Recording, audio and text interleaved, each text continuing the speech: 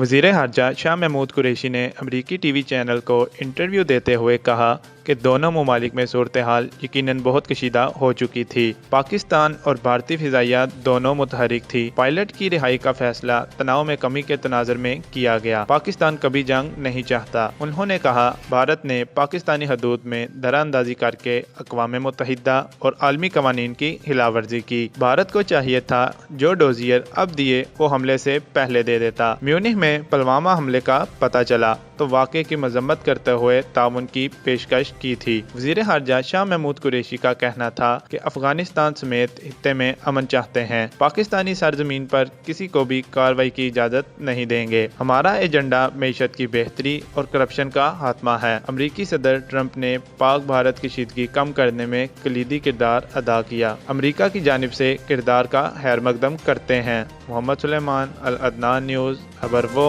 जो आपका हक है।